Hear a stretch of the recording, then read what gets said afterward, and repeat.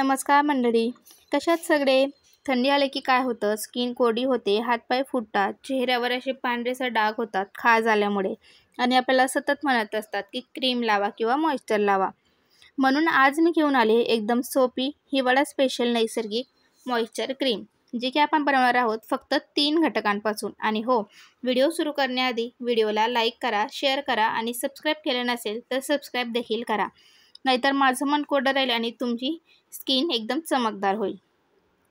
तर तुम्हाला एक विनंती आहे की म्हणजे बाऊल एकदम स्वच्छ करायचा आहे, कारण आपण त्यात किचनमध्ये वापरत असतो, त्यामध्ये मसाले वगैरे आपण यूज केलेले असतात. त्यामुळे क्लीनला बाऊल किंवा चम्मचला स्वच्छ करायचं एकदम महत्त्वाचं. यामुळे स्किनला कोणतेही बॅक्टेरिया पोहोचणार नाही आणि स्किनला इरिटेशनसुद्धा होणार नाही.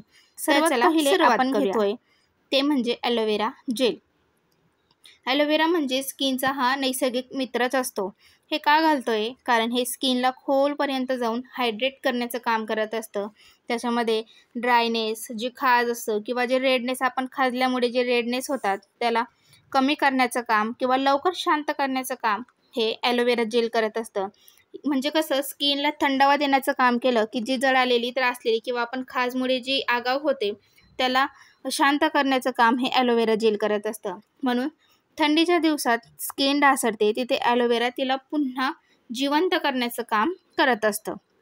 आता आपण यात घालणार आहोत फक्त अर्धा चम्मच ग्लिसरीन. हे कमी घालायचं कारण हे खूप पॉवरफुल आहे. ग्लिसरीनचे फायदे तर खूप अफाट आहेत. हे स्किनमधील मॉइश्चर लॉक करतं, म्हणजे स्किनला जास्त वेळ सॉफ्ट ठेवण्याचं काम हे ग्लिसरीन करत असतं. म्हणजे जसं की रफनेस, कोरडेपणा किंवा जे आपण हिवाळ्यामध्ये असे क्रॅक होतात त्याला पटकन दूर करण्याचं काम आहे ना, हे ग्लिसरीन करत असतं. थंडीमुळे कडक होणारी स्किन पुन्हा सॉफ्ट किंवा मऊ एकदम स्मूथ करण्याचं काम हे ग्लिसरीन करत असतं. आता ही आपल्या क्रीमची हायड्रेशन पॉवर म्हणायला पण आपल्याला काही हरकत नाही आहे. त्यामुळे ग्लिसरीन हे खूप जास्त महत्त्वाचा इन्ग्रेडियंट असतो या क्रीममध्ये. आता आपल्याला त्यात घालायचं आहे म्हणजे त्याचा महत्त्वाचा एकदम पार्ट, तो म्हणजे गुलाबजल. आता गुलाबजल तुम्ही कमी जास्त करू शकतात. तुम्हाला थिक वाटली तर तुम्ही त्यामध्ये गुलाबजल एक्स्ट्रा घालू शकतात.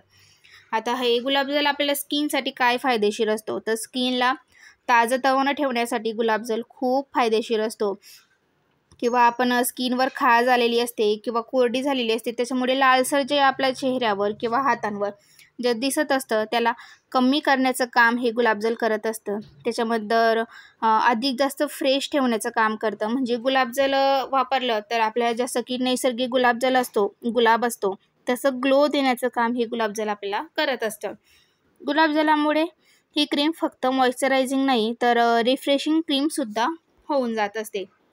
आता हे तिन्ही इन्ग्रेडियंट व्यवस्थित असे मिक्स करायचे आहेत, म्हणजे जेणेकरून ती क्रीम जी आहे जी जास्त ना स्टिकी होते ना जास्त भारी होते.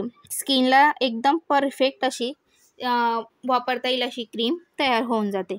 आता ही क्रीम कधी यूज करायची, तर ही क्रीम तुम्ही रात्री झोपण्याआधी यूज करायची आहे.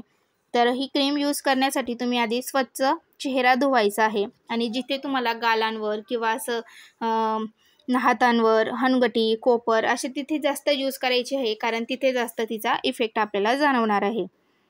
म्हणजे आपल्याला थंडीमध्ये ही खाज वगैरे जास्त ते सगळ्यांपासून आपल्याला मुक्त करणार आहे. मला तर हा खूप आवडतो आणि याचे काहीच साईड इफेक्टसुद्धा नसतात. त्यामुळे मला ही क्रीम यूज करायला खूप आवडते. नैसर्गिक असतं, कोणताही साईड इफेक्ट नसतो. जर तुम्हालाही हा उपाय आवडला असेल तर व्हिडिओला लाईक करा, कमेंटमध्ये लिहा गो रेडी आणि चॅनलला सबस्क्राईब केले नसेल तर सबस्क्राईब देखील करा, कारण अशा अजून सुंदर नैसर्गिक ब्युटी टिप्स मी दर आठवड्याला किंवा मला जेव्हा वेळ असतो मी तेव्हा अपलोड करत असते.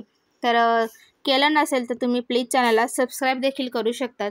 आणि घरच्या घरी आपण ही मॉइश्चर क्रीम तयार करण्यासाठी आपल्याला जास्त काही इन्ग्रेडियंट पण लागणार नाही आहेत. आणि हिवाळ्यामध्ये तर सर्वात महत्त्वाचं म्हणजे आपली स्किनला आपण सॉफ्ट ठेवण्यासाठी जे काही आपण इन्ग्रेडियंट वापरले आहेत ते पण एकदम सगळ्यांच्या घरी अवेलेबल असतात असेच आहे. तर धन्यवाद सगळ्यांना. तुमचा चेहरा नेहमी असाच ग्लो करत राहोत. चला भेटू आता नेक्स्ट व्हिडिओमध्ये. तोपर्यंत बाय बाय.